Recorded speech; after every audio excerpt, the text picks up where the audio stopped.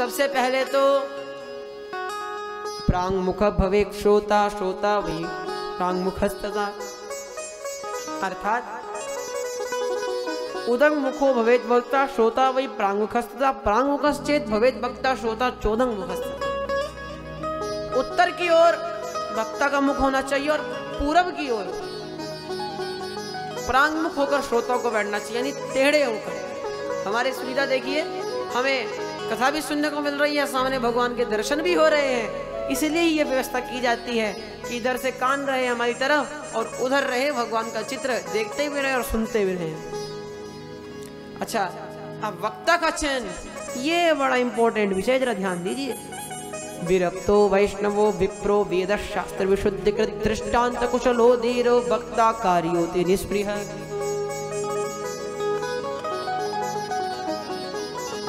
वक्ता विवेकी होना चाहिए, विरक्त होना चाहिए, वैष्णव होना चाहिए, विप्र होना चाहिए, और तो और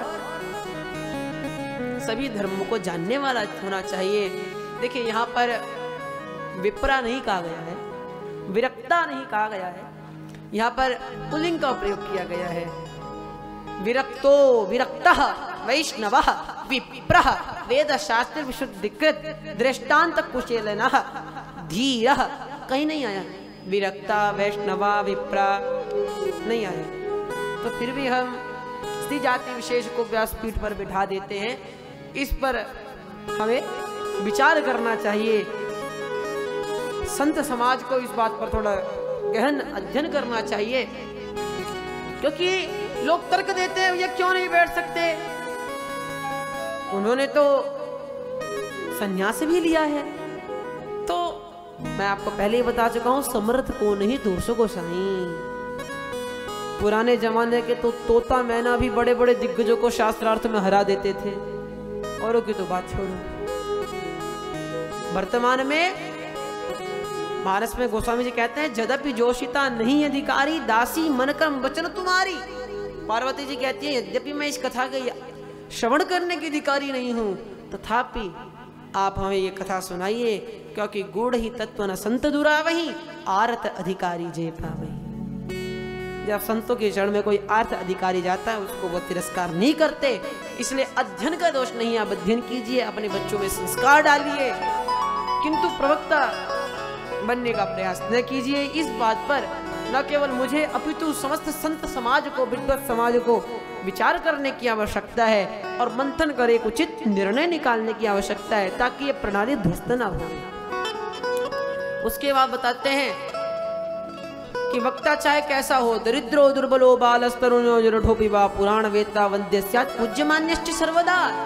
वक्ता दरिद्र हो, दुर्बल हो, पतला हो, मोटा हो, कैसा भी हो, बालक ही क्यों ना हो, लेकिन अगर एक बार व्यासपीठ पर बिठा दिया तो जीवन भर आपके लिए वह पूजनीय हो जाता है।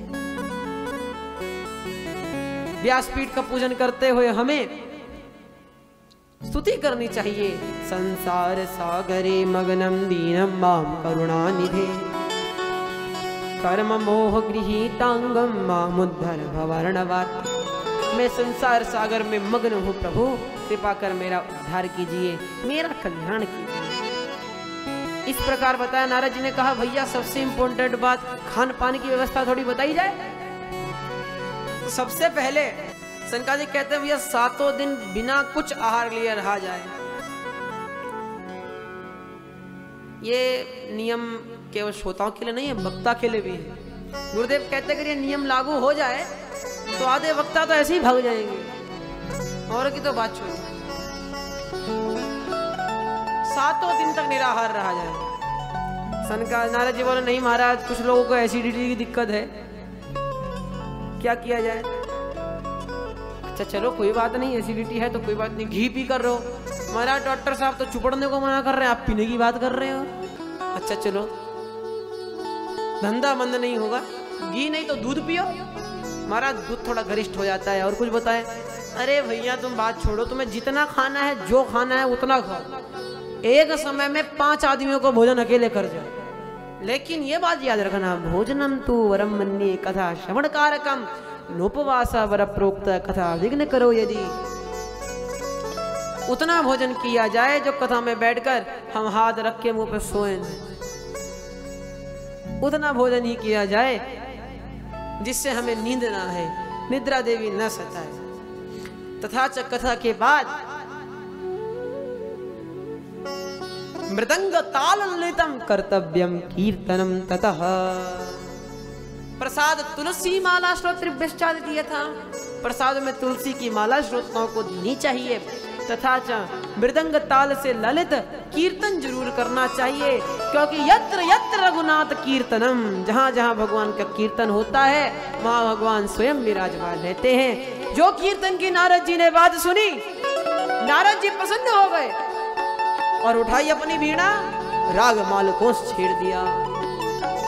तब तो भैया सब नारद जी का सहायता करने लगे। प्रहलादस्तालधारी तरल गतितया चोद्धव कांस्यधारी, वीणाधारी सुरर्षीश्वर कुशलतया राग करतार्जुनो भो। इंद्रो वालीन मृदंगम जय जय सुकरः कीर्तने ते कुमार, यत्राग्रे भावः सरचरचरया व्यासपुत्रो बभूव। तब तो सभी लोग आनंदित हो गए और धीरे धीरे मंद गति से कीर्तन प्रारंभ हो गया।